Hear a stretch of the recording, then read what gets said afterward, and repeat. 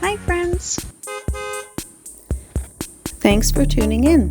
If you like this video, please give it a like, comment below, and take a moment to subscribe to our channel.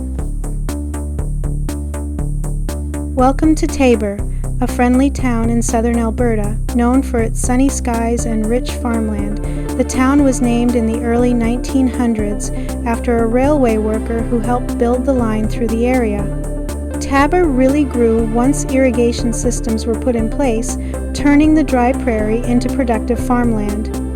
Today, it's famous for sweet corn, and every summer the community celebrates with the popular Taber Corn Fest. With its strong farming roots and welcoming feel, Taber is a great example of Alberta's small-town spirit. Thank you for joining us on this tour of Taber, Alberta.